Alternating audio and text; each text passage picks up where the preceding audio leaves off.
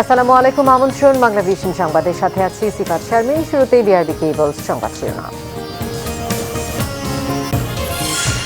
জিয়াউর রহমানের বীরুত্তম খেতাব বাতিলের প্রস্তাব চূড়ান্ত করেছে জামুকা। সিদ্ধান্তের জন্য সরকারের কাছে পাঠাতে 3 সদস্যের কমিটি গঠন। সফল অস্ত্রোপচারে সুস্থ হয়ে ঘরে ফিরল জোড়া মাথা আলাদা করা শিশু রোকেয়া ও রাবেয়া। বঙ্গবন্ধুর জন্ম শতবর্ষের গর্ব বললেন প্রধানমন্ত্রী। নোয়াখালীতে আওয়ামী লীগের 2 গ্রুপের সংঘর্ষে শ্রমিক লীগ কর্মী নিহতের ঘটনায় হত্যা মামলা। মেয়র কাদের মির্জা সহ আসামি 164 জন। প্রতিপক্ষের ব্যক্তিগত ইস্যু নিয়ে রাজনীতি বিএনপির অভদ্রতা বললেন ওবায়দুল কাদের। দুর্নীতি লুটপাটে দেশকে ফোকলা করছে সরকার, অভিযোগ মির্জা ফখরুলের। করোনার ফের বিস্তারে সামনে আরও বিপদের শঙ্কা ডিজি হেলথের। স্বাস্থ্যবিধি মানার শর্তে শিক্ষা প্রতিষ্ঠান খোলার পরামর্শ বিশেষজ্ঞদের।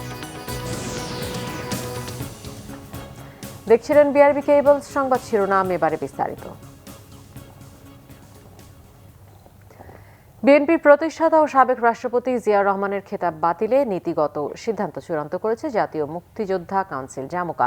সাংবাদিকদের একথা জানিয়েছেন জামুকার সদস্য শাহজাহান খান এমপি।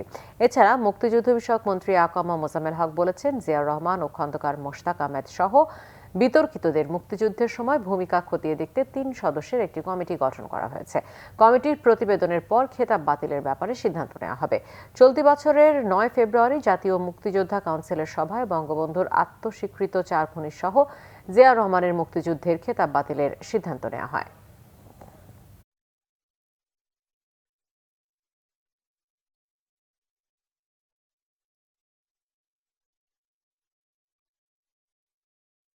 ওনার বিরুদ্ধে অভিযোগ বঙ্গবন্ধুর হত্যার সাথে তিনি জড়িত, আরও অনেকে।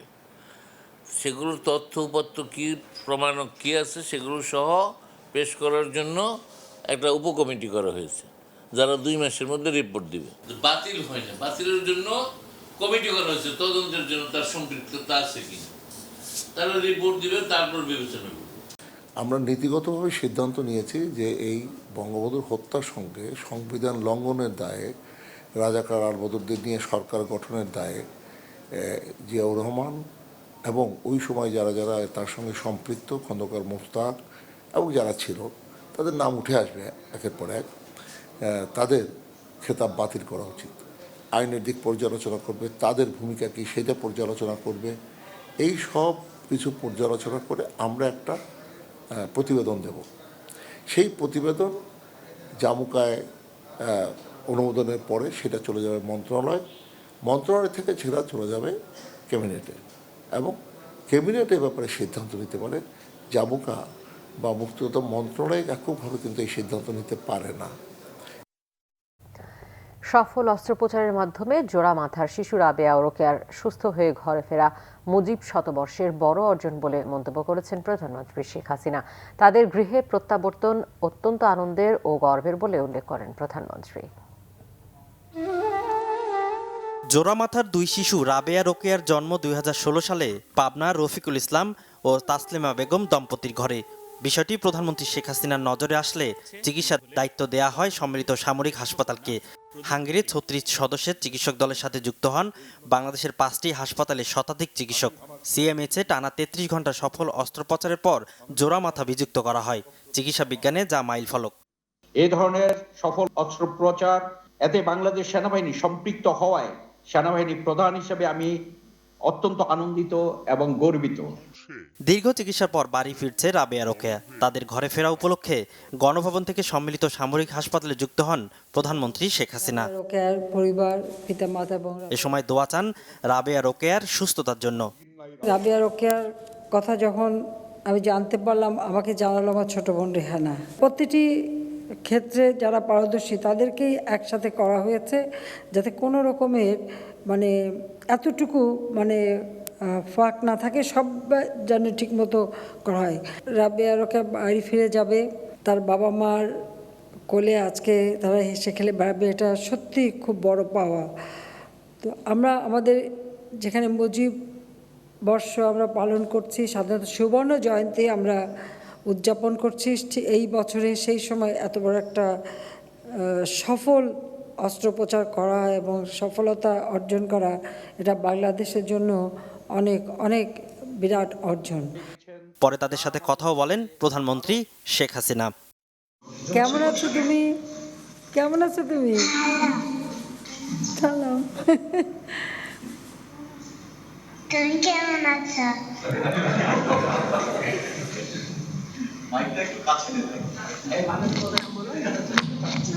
তুমি কেমন ভালো, তুমি ভালো আছো? আচ্ছা, খুশি? ঠিক আছে, ভালো থাকো, দোয়া করি। অনেক ধন্যবাদ। সৈয়দ আব্দুল মুহিত, বাংলাভিশন, ঢাকা। প্রধানমন্ত্রী শেখ হাসিনা বলেছেন, দেশের ভাবমূর্তি উজ্জ্বল করতে বিমানের যাত্রী সেবার মান উন্নত করার পাশাপাশি সংশ্লিষ্ট সকলকে যথাযথ দায়িত্ব পালন করতে হবে। জনগণের টাকায় কেনা বিমানগুলো যেন সুরক্ষিত থাকে তা নিশ্চিত করতেও নির্দেশ দেন তিনি। বাংলাদেশ বিমানে যুক্ত হওয়া নতুন দুটি বিমান আকাশতরী ও শ্বেত বলাকার উদ্বোধন করে প্রধানমন্ত্রী এই মন্তব্য করেন। গণভবন থেকে ভিডিও কনফারেন্সের মাধ্যমে হযরত শাহজালাল আন্তর্জাতিক বিমানবন্দরের অনুষ্ঠানে যুক্ত হয়ে শেখ হাসিনা আরও বলেন, দক্ষিণ পূর্ব এশিয়ার সাথে ব্যবসা বাণিজ্যের সুযোগ কাজে লাগাতে চায় বাংলাদেশ। নতুন বিমানগুলোর মাধ্যমে আশেপাশের দেশগুলোর পাশাপাশি অভ্যন্তরীণ যোগাযোগ বাড়ানো সম্ভব হবে। নিজস্ব বিমানের মাধ্যমে হজ যাত্রী আনা নেওয়া করা হচ্ছে বলেও জানান প্রধানমন্ত্রী। বিমানগুলো আধুনিক হওয়ায় মাত্র 4 মিনিটের মধ্যে যে কোনো ভাইরাস মুক্ত করা সম্ভব বলেও জানান প্রধানমন্ত্রী শেখ হাসিনা। জড়িত বা এয়ারলাইন্সের সঙ্গে জড়িত সবাইকে আমি অনুরোধ করব, এটা আমাদের দেশ, লাখো শহীদের রক্তের বিনিময়ে আমরা এই দেশ স্বাধীন করেছি। এদেশের ভাবমূর্তি আমাদের উজ্জ্বল করা সকলেরই অপরিহার্য, সকলেরই দায়িত্ব, সকলেরই কর্তব্য। দেশটা যত উন্নত হবে, দেশের অর্থনৈতিকভাবে যত আমরা স্বাবলম্বী হতে পারবো বা আমরা আমাদের যাত্রী সেবা যত উন্নত করতে পারবো, তাতে দেশের লাভ হবে, দেশের মানুষের লাভ হবে এবং আমাদের দেশটাও আরও উন্নত হবে। সেদিকে সবাই লক্ষ্য রেখেই আপনাদের উপর অর্পিত দায়িত্ব আপনারা পালন করবেন। নোয়াখালীর কোম্পানিগঞ্জে আওয়ামী লীগের বিবাদমান দু গ্রুপের সংঘর্ষে শ্রমিক লীগ কর্মী আলাউদ্দিন নিহতের ঘটনায় বসুরহাট পৌরসভার বহুল আলোচিত মেয়র আব্দুল কাদের মির্জাকে প্রধান আসামি করে মামলা করা হয়েছে। রবিবার নোয়াখালীর সিনিয়র জুডিশিয়াল ম্যাজিস্ট্রেট আদালতে নিহত আলাউদ্দিনের ছোট ভাই এমদাদ হোসেন বাদী হয়ে মামলাটি করেন। আদালত মামলাটি আমলে নিয়ে আলাউদ্দিন নিহতের ঘটনায় কোনো হত্যা মামলা হয়েছে কিনা তা 15 দিনের মধ্যে জানাতে কোম্পানিগঞ্জ থানার ওসিকে নির্দেশ দেন। হত্যা মামলায় কাদের মির্জাকে প্রধান আসামি করা হয়েছে তার ছোট ভাই শাহাদাত হোসেন ও ছেলে তাসিক সহ 164 জনের নাম উল্লেখ করা হয়। এছাড়া অজ্ঞাত আরও 50 জনকে আসামি করা হয়েছে। 9 মার্চ বসুরহাটে আওয়ামী লীগের দুই গ্রুপের সংঘর্ষে গুলিবিদ্ধ হয়ে মারা যান সিএনজি চালক আলাউদ্দিন।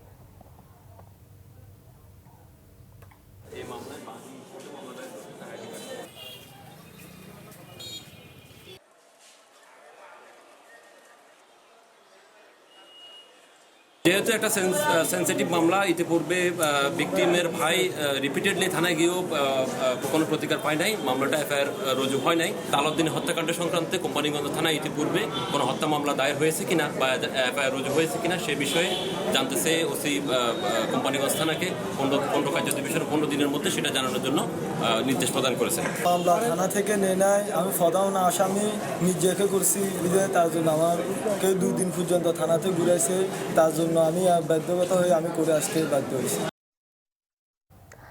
সরকারের বিরুদ্ধে ইস্যু না পেয়ে বিএনপি এখন প্রতিপক্ষের ব্যক্তিগত বিষয় নিয়ে ব্যস্ত বলে অভিযোগ করেছেন আওয়ামী লীগের সাধারণ সম্পাদক ওবায়দুল কাদের। তার মতে এটি রাজনৈতিক অসৌজন্যতা। রবিবার সকালে সরকারি বাসভবন থেকে নিয়মিত ভার্চুয়াল ব্রিফিংয়ে এসব কথা বলেন ওবায়দুল কাদের। এদিকে তথ্যমন্ত্রী ডক্টর হাসান মাহমুদ বলেছেন, বিএনপির এখন কাজই হচ্ছে গুজব রটিয়ে জনগণকে বিভ্রান্ত করা।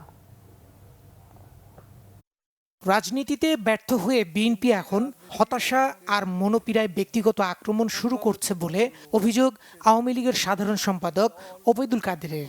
তার দাবি, আওয়ামী লীগ নয়, রাজতন্ত্র আর পরিবারতন্ত্র চর্চা বিএনপিরই সংস্কৃতি। 7ই মার্চ এবং স্বাধীনতার সুবর্ণ জয়ন্তী পালনের পেছনে বিএনপির বাজে উদ্দেশ্য রয়েছে বলেও মন্তব্য করেন আওয়ামী লীগের সাধারণ সম্পাদক। তারা সরকারের সমালোচনার জন্য ইস্যু খুঁজে পায় না। ইস্যু না পেয়ে আমাদের ব্যক্তিগত বিষয়াদি নিয়েও কথা বলতে শুরু করেছেন। তাদের দৃষ্টি এখন কে কত টাকার ঘড়ি পরলো, কেমন পোশাক পরলো, কি রঙের চেয়ারে বসলো, কেমনভাবে কথা বললো সেদিকে। এদিকে সচিবালয়ে সাংবাদিকদের প্রশ্নের জবাবে তথ্যমন্ত্রী ডক্টর হাসান মাহমুদ বলেন, রাজনীতিতে সরকারের বিভিন্ন কাজের সমালোচনা হতে পারে, কিন্তু কাউকে ব্যক্তিগত আক্রমণ করা ঠিক নয়। মির্জা ফখরুল ইসলাম আলমগীর অবলীলায় অত্যন্ত সাবলীলভাবে তিনি মিথ্যা কথা বলতে পারেন। মিথ্যা বলায় যদি কোনো পুরস্কার দেওয়া যেত তাহলে সেটি মির্জা ফখরুল ইসলাম আলমগীর সাহেব নিশ্চিতভাবেই পেতেন, এবং তার কথা তো আমরা প্রচুর কৌতুক বোধ করি। তিনি আমাদের দলের সাধারণ সম্পাদক সম্পর্কে এই কথা বলে আসলে ব্যক্তিগতভাবে আক্রমণ করেছেন। কাউকে ব্যক্তিগতভাবে আক্রমণ করা সঠিক নয়। এর আগে সচিবালয়ে তথ্যমন্ত্রী ডক্টর হাসান মাহমুদের সাথে সৌজন্য সাক্ষাৎ করেন বাংলাদেশে নিযুক্ত আলজেরিয়ার রাষ্ট্রদূত রাবাহ লারবি। দীপন দেওয়ান, বাংলা ভিশন, ঢাকা। বিএনপি মহাসচিব মির্জা ফখরুল ইসলাম আলমগীর বলেছেন, জনগণের টাকায় উন্নয়নের ধোঁয়া তুলে সরকার দুর্নীতি লুটপাট করে দেশকে ফোকলা করেছে। উন্নয়নের নামে জনগণের পকেট কেটে নিজেদের পকেট ভারী করছে তারা। জাতীয় প্রেস ক্লাবে বিএনপির যুগ্ম মহাসচিব সৈয়দ মোয়াজ্জেম হোসেন আলালের লেখা কুপিবাতির গণতন্ত্র শীর্ষক বইয়ের মোড়ক উন্মোচন করেন দলের মহাসচিব মির্জা ফখরুল ইসলাম আলমগীর। এ সময় তিনি বলেন, বই না পড়লে সমাজ কুসংস্কারাচ্ছন্ন হয়ে পড়ে, তাই জ্ঞান ভিত্তিক সমাজ গড়তে বই পড়ার বিকল্প নেই। রাজনীতিতে বেগম খালেদা জিয়ার নানা ত্যাগের কথাও উল্লেখ করেন মির্জা ফখরুল। বিমানবন্দর এলাকায় এলিভেটেড এক্সপ্রেসওয়ের গার্ডার ভেঙে পড়ার ঘটনার সমালোচনা করেন বিএনপির মহাসচিব। এই জনগণের টাকা নিয়ে যে সমস্ত তৈরি করা হচ্ছে সেটা হঠাৎ করে ভেঙে পড়ছে, তাহলে তার মান কি হচ্ছে? আমরা যে কথাটা বারবার বলছি যে এই মেগা প্রজেক্ট দিয়ে এই উন্নয়নের ধোঁয়া তুলে আপনি দেশটাকে একেবারে ফোকলা করে দিচ্ছেন। কাদের পয়সা নিচ্ছেন? আর আমাদের পকেট থেকে প্রতিটি মুহূর্তে আপনি চাল কিনতে যাবেন, লবণ কিনতে যাবেন, ভ্যাট দিয়ে দিয়ে সব কেটে নিয়ে যাওয়া হবে। এবং গোটা বাংলাদেশের উন্নয়ন কিন্তু তাই হচ্ছে এখন। এই উন্নয়ন মানেই হচ্ছে যে মানুষের পকেট কেটে তারা তাদের পকেট ভারী করছে। অনুষ্ঠানে বিএনপি নেতারা অভিযোগ করেন, দেশে গণতন্ত্র নেই, ক্ষমতায় টিকে থাকতে সরকার সব প্রতিষ্ঠান ধ্বংস করে দিয়েছে। হত্যা না করে যদি মানুষ না মারে আওয়ামী লীগ ক্ষমতা থাকতে পারে না। এখন যদি আজকে নির্বাচন কমিশনের কথা বলেন, নির্বাচন কমিশন কি? এখন নির্বাচন কমিশন লীগ, বিভিন্ন প্রতিষ্ঠানগুলো লিগে পরিণত হয়েছে। শুধুমাত্র বিএনপিটাই লিগে পরিণত হয়নি, আর সব লিগে পরিণত হয়ে গেছে। এর মধ্যে আবার শুনছি কেউ বলছে যে জিয়া রহমানের কবরটা থেকে সরাই দিবে। জিয়া রহমানের কবর যদি এখান থেকে সরানোর চেষ্টা করে, কত লক্ষ কবর, কত কোটি কবর কোথায় হবে তার একটা আমরা দিতে পারব। কুপিবাতির গণতন্ত্র বইটি সমসাময়িক ও বাস্তব ভিত্তিক তথ্য সমৃদ্ধ হওয়ায় পাঠকরা উপকৃত হবে বলে আশা প্রকাশ করেন আলোচকরা। জাহাঙ্গীর আকন্দ, বাংলা ভিশন, ঢাকা। দেশে করোনা সংক্রমণ ও মৃত্যু বাড়া অব্যাহত রয়েছে। গত 24 ঘন্টায় দেশে করোনা ভাইরাসে আক্রান্ত হয়ে মারা গেছেন 18 জন। রবিবার স্বাস্থ্য অধিদপ্তর থেকে জানানো হয়, 14 মার্চ সকাল 8টা পর্যন্ত নতুন করে করোনা শনাক্ত হয়েছে 1159 জনের। মোট 219টি ল্যাবরেটরিতে 16,528টি নমুনা পরীক্ষা করা হয়। দেশে এ পর্যন্ত করোনায় মৃত্যু হয়েছে 8,545 জনের, আর মোট শনাক্ত রোগীর সংখ্যা দাঁড়ালো 5,57,395 জন। বিজ্ঞপ্তিতে আরও জানানো হয়, গত একদিনে মোট 1,385 জন সুস্থতা লাভ করে। রোগী মৃত্যুর হার 1.53%, শনাক্তের হার 7.15% এবং সুস্থতার হার 91.80%।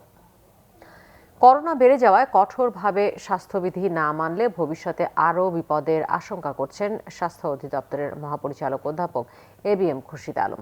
সারা দেশে কোভিড হাসপাতালগুলোকে সর্বোচ্চ প্রস্তুতির নির্দেশনা দেওয়া হয়েছে বলে জানিয়েছেন তিনি। স্বাস্থ্য অধিদপ্তরের এই উদ্বেগকে যথাযথ মনে করছেন চিকিৎসকরা। তাদের মতে, করোনার ভয়াবহতা ঠেকাতে জনসাধারণের পাশাপাশি রাজনৈতিক, সামাজিক, ধর্মীয় সকল কর্মকাণ্ডে সতর্কতা অবলম্বন করা উচিত।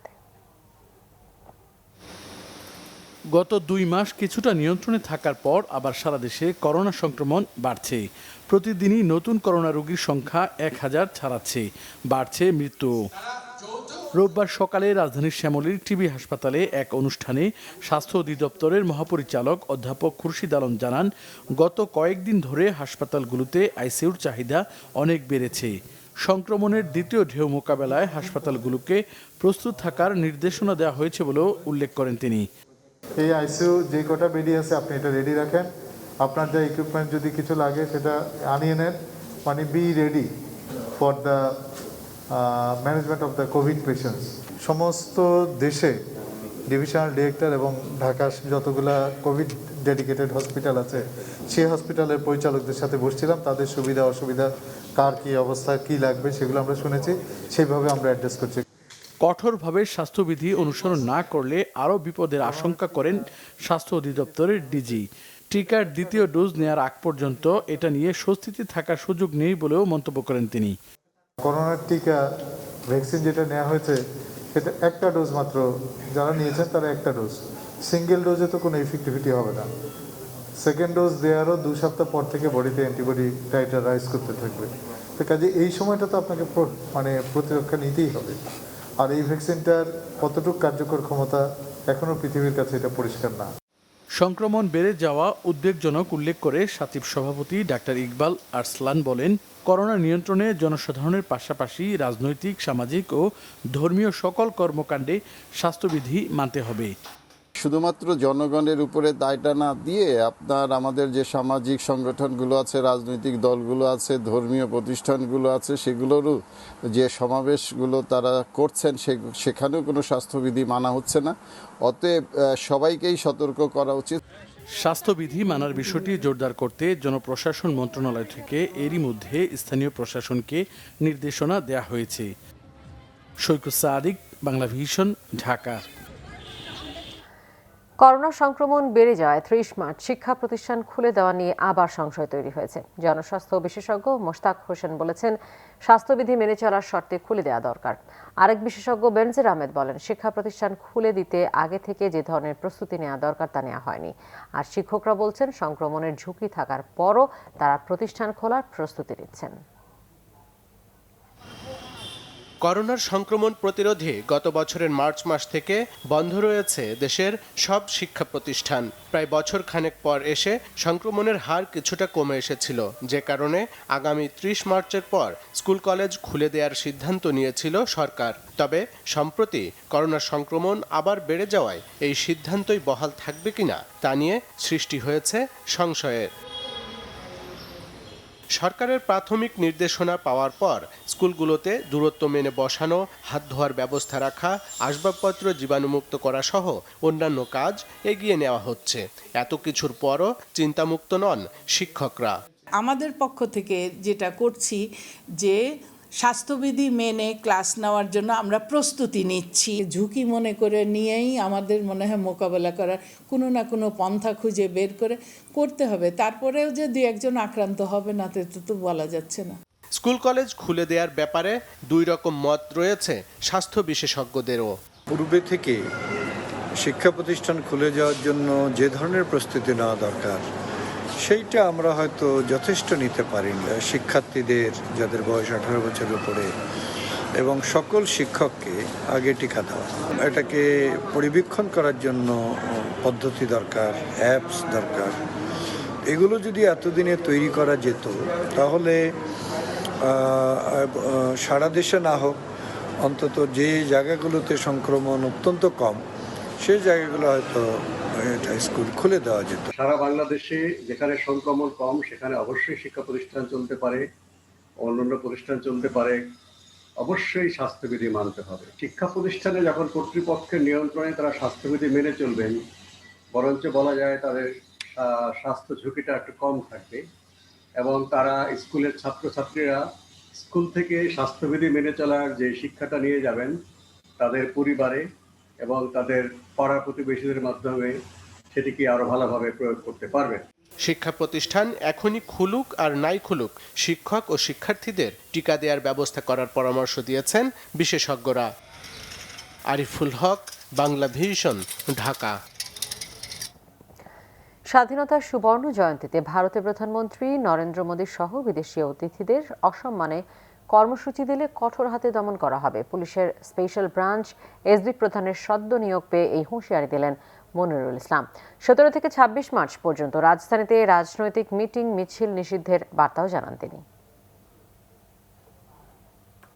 জাতির পিতা বঙ্গবন্ধু শেখ মুজিবুর রহমানের জন্মশতবার্ষিকী ও স্বাধীনতার সুবর্ণ জয়ন্তীর উদ্বোধনীতে বিভিন্ন দেশের রাষ্ট্র ও সরকার প্রধানের আগমন উপলক্ষে সংবাদ সম্মেলন করে ঢাকা মহানগর পুলিশ। বঙ্গবন্ধুর জন্মশতবার্ষিকী সংবাদ সম্মেলনে জানানো হয় মুজিববর্ষের অনুষ্ঠানকে ঘিরে রাজধানীতে নেয়া নিরাপত্তার বিষয়ে। দেশ বিরোধী বা দেশের সুনাম ক্ষুণ্ণ হয় এই রকম বিদেশি মেহমানের কাছে সেই রকম কর্মসূচি দেওয়া থেকে বিরত থাকবে। কোনো নাশকতামূলক কর্মকাণ্ড কেউ করার চেষ্টা করেন তাহলে আমরা বাংলাদেশ পুলিশের পক্ষ থেকে, বিশেষ করে ঢাকা মেট্রোপলিটন পুলিশের পক্ষ থেকে সেটি আমরা শক্ত হাতে আইনগত ব্যবস্থা সেটি আমরা নিশ্চিত করব। ভিভিআইপি সিকিউরিটির যে প্রোটোকল আছে, সেই যে সিস্টেম আছে, সেই অনুসারেই আমরা তাদের নিরাপত্তা, সর্বোচ্চ নিরাপত্তা সেটি আমরা নিশ্চিত করব। 17 থেকে 26 মার্চ পর্যন্ত রাজধানীর রাস্তায় চলাফেরায় কিছুটা ট্রাফিক সমস্যা হতে পারে। এই জন্য নগরবাসীকে হাতে সময় নিয়ে বের হওয়ার অনুরোধ করেন মনিরুল ইসলাম। কর্মস্থল হোক অথবা কোনো পরীক্ষায় অংশগ্রহণ করার জন্য হোক, তারা নির্ধারিত সময়ের কিছুটা আগেই, অর্থাৎ কিছুটা সময় নিয়ে বের হবেন। যে সকল সীমাবদ্ধতা সত্ত্বেও আমরা চেষ্টা করব যে নগরবাসীর ভোগান্তি যাতে না হয়, যতটা কমানো যায় সেটি, যতটা মিটিগেট করা যায় এই ট্রাফিক দুর্ভোগ, সেটি আমরা চেষ্টা করব। তারপরেও ক্ষেত্র বিশেষে ট্রাফিক ব্যবস্থার কিছুটা বিঘ্নিত হতে পারে। বঙ্গবন্ধুর জন্মশতবার্ষিকী উদযাপনে কোনো ধরনের হুমকি নেই বলে নিশ্চিত করেন পুলিশের এই ঊর্ধ্বতন কর্মকর্তা। সুনির্দিষ্ট ঝুঁকি নাই। S M Foyez, Bangla vision, Dhaka. স্বাধীন করো, স্বাধীন করো, বাংলাদেশ স্বাধীন করো।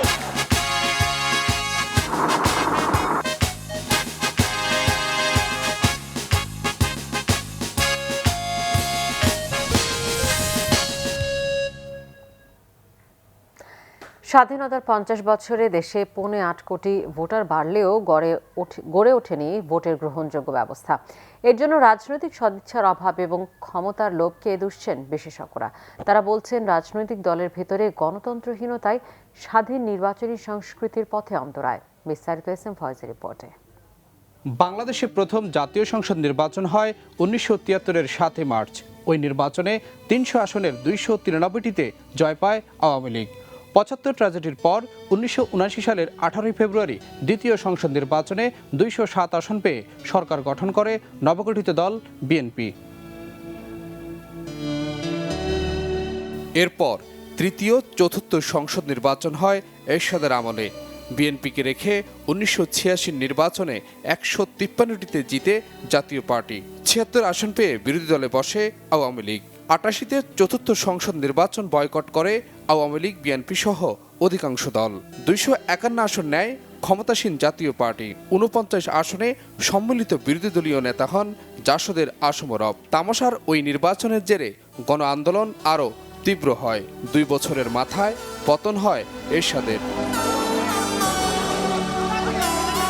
1991 সালের 27 ফেব্রুয়ারি পঞ্চম সংসদ নির্বাচনে বিএনপি 140টি, আওয়ামী লীগ 88টি আর জাতীয় পার্টি পায় 35টি আসন।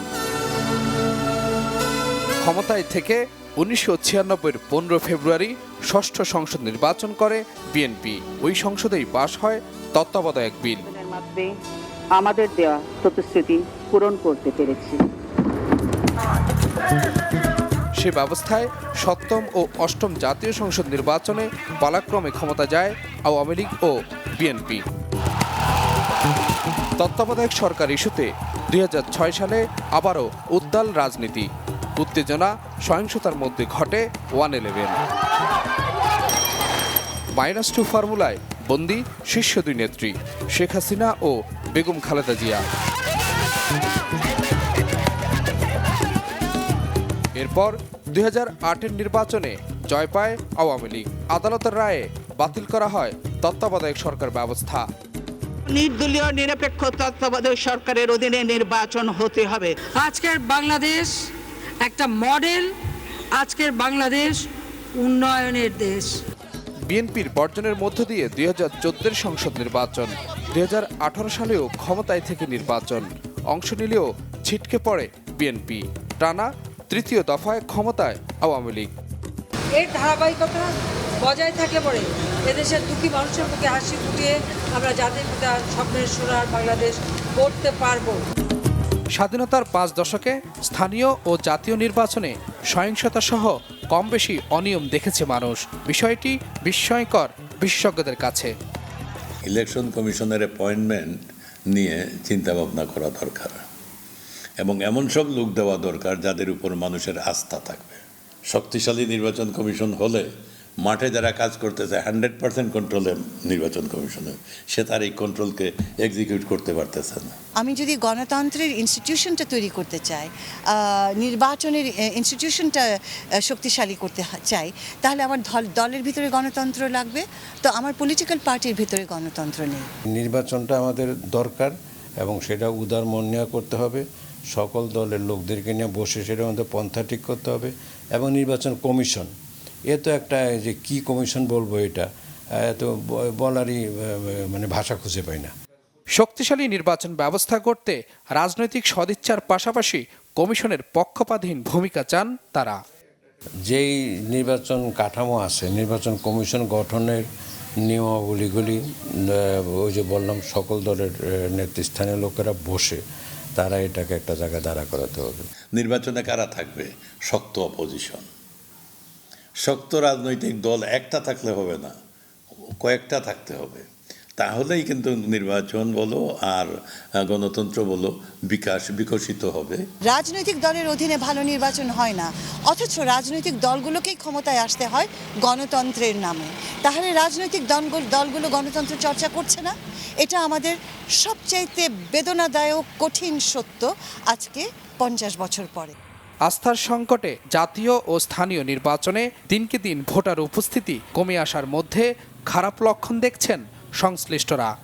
শক্তিশালী গণতন্ত্রের মূল শর্ত হল একটি অবাধ, নিরপেক্ষ, সুষ্ঠু ও গ্রহণযোগ্য নির্বাচন ব্যবস্থা। এই নির্বাচন ব্যবস্থা গড়ে তুলতে রাজনৈতিক দলগুলোর পাশাপাশি নির্বাচন কমিশনের ভূমিকা জরুরি বলে মনে করেন বিশেষজ্ঞরা। S M Foyez, Bangla vision, Dhaka. জিজ্ঞাসাবাদে নির্যাতনের অভিযোগে কার্টুনিস্ট কিশোরের করা মামলাটি পুলিশ ব্যুরো অব ইনভেস্টিগেশন পিবিআইকে তদন্তের নির্দেশ দিয়েছে আদালত। রবিবার ঢাকা মহানগর দায়রা জজকে এম ইমরুল কায়েসের আদালত এই আদেশ দেন। আদেশে ঢাকা মেডিকেল কর্তৃপক্ষকে বলা হয়েছে 3 সদস্যের বিশিষ্ট একটি বোর্ড গঠন করে কিশোরের নাক, কান, গলা কতটুকু ক্ষতিগ্রস্ত হয়েছে এবং অন্যান্য জখমের বিষয়ে যথাযথ অনুসন্ধানপূর্বক 3 কার্যদিবসের মধ্যে প্রতিবেদন পিবিআইকে দিতে। পিবিআইয়ের একজন এসপি পদমর্যাদার অফিসারকে অভিযোগের বিষয়ে তদন্ত করে আগামী 15 এপ্রিল 2021 তারিখে আদালতে তদন্ত প্রতিবেদন দাখিলের নির্দেশ দেওয়া হয়েছে। এর আগে গেল 10 মার্চ ঢাকা মহানগর দায়রা জজ আদালতের বিচারক কে এম ইমরুল কায়েসের আদালতে মামলার আবেদন করেন কার্টুনিস্ট কিশোর। রংপুরের বেগম রোকেয়া বিশ্ববিদ্যালয় উপাচার্য অধ্যাপক কলিমুল্লাহর বিরুদ্ধে 110টি দুর্নীতি তদন্তে ইউজিসির 3 সদস্যের তদন্ত কমিটি কাজ শুরু করেছে। বেলা 12টায় ইউজিসির 3 সদস্য তদন্ত কমিটি যান বিশ্ববিদ্যালয় ক্যাম্পাসে। প্রশাসনিক ভবনের হল রুমে তাদের তদন্ত কাজ শুরু করেন। তদন্ত কমিটির প্রধান গণমাধ্যম কর্মীদের জানান, নানা সময়ে বিশ্ববিদ্যালয়ের শিক্ষক, কর্মকর্তা, কর্মচারী ও শিক্ষার্থীদের অভিযোগের প্রেক্ষিতে বিশ্ববিদ্যালয় মঞ্জুরি কমিশন তদন্ত কমিটি গঠন করে। এ সময় অভিযোগকারীরা জানান, ভর্তি পরীক্ষায় জালিয়াতি, ইউজিসি নির্দেশনা অমান্য করে জনবল নিয়োগে দুর্নীতি ও আইন লঙ্ঘন করে একাডেমিক প্রশাসনিক পদ দখলের বিষয়গুলো খতিয়ে দেখবে কমিটি। এর আগেও গত 25 ফেব্রুয়ারি আর্থিক অনিয়মের তদন্ত প্রতিবেদন শিক্ষা মন্ত্রণালয়ে জমা দেয় ইউজিসির তদন্ত কমিটি। সরকারের শুল্ক ও কর সহায়তার উপর নির্ভরশীল না থেকে রপ্তানিকারকদের সক্ষমতা বৃদ্ধির তাগিদ দিলেন জাতীয় রাজস্ব বোর্ডের চেয়ারম্যান আবু হেনা মোহাম্মদ রহমাতুল মুনিম। সকালে গার্মেন্টস, অ্যাক্সেসরিজ অ্যান্ড প্যাকেজিং পণ্য উৎপাদন ও রপ্তানিকারক সমিতি বিজিএপিএমইএ এবং প্লাস্টিক দ্রব্য প্রস্তুত ও রপ্তানিকারক সমিতি বিপিজিএমইএ নেতাদের সাথে প্রাক বাজেট আলোচনায় এই তাগিদ দেন তিনি। আলোচনায় বিজিএপিএমইএ সভাপতি আব্দুল কাদের খান গার্মেন্টস, অ্যাক্সেসরিজ ও প্যাকেজিং শিল্পের উৎসে কর অর্ধেক কমিয়ে 0.25% করা এবং কর্পোরেট কর 32.5 থেকে কমিয়ে 12% করার প্রস্তাব দেন।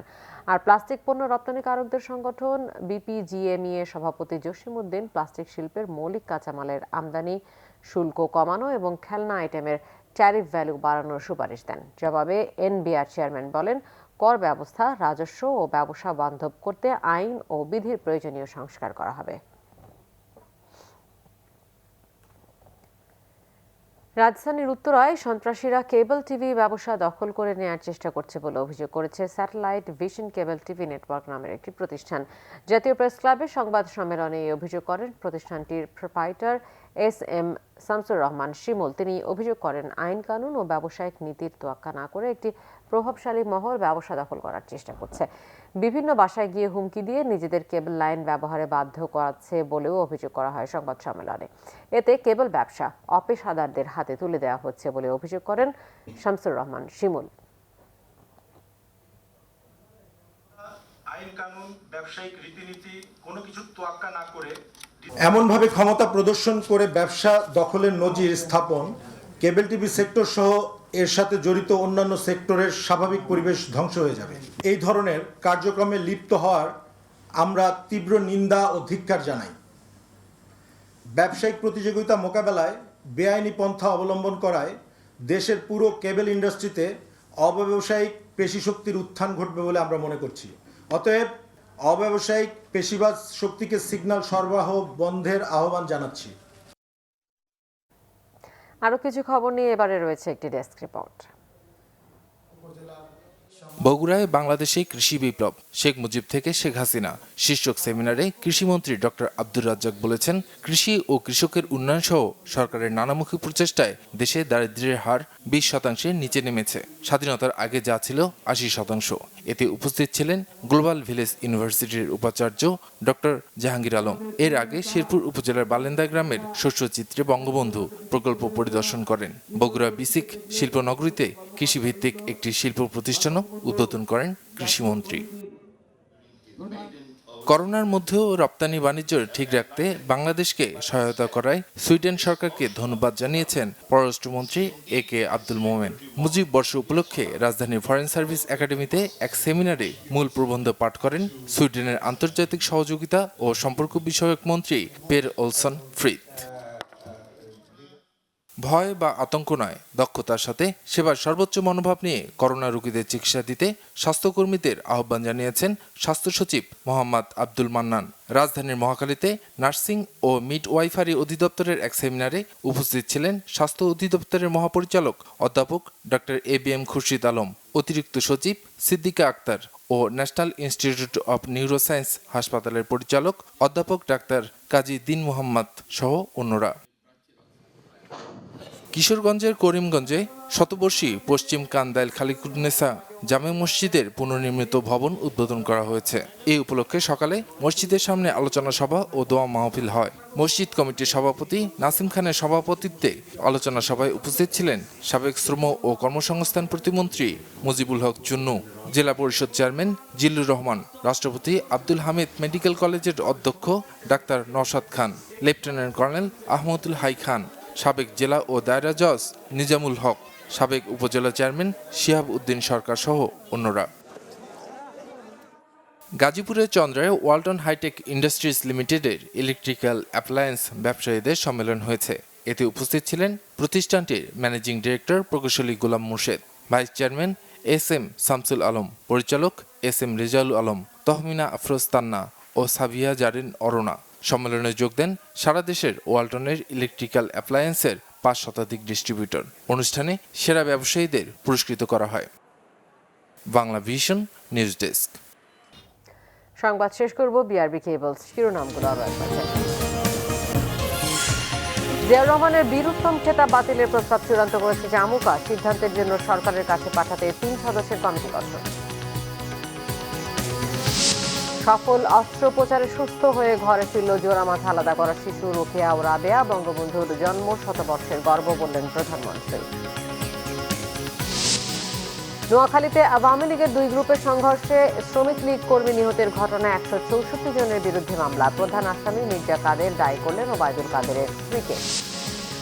প্রতিপক্ষের ব্যক্তিগত ইস্যু নিয়ে রাজনীতি, বিএনপির অভদ্রতা বললেন ওবায়দুল কাদের। দুর্নীতি লুটপাটে দেশকে ফোকলা করছে সরকার, অভিযোগ মির্জা ফখরুলের। করোনার ফের বিস্তারে সামনে আরও বিপদের শঙ্কা ডিজি হেলথের। স্বাস্থ্যবিধি মানার শর্তে শিক্ষা প্রতিষ্ঠান খোলার পরামর্শ বিশেষজ্ঞদের।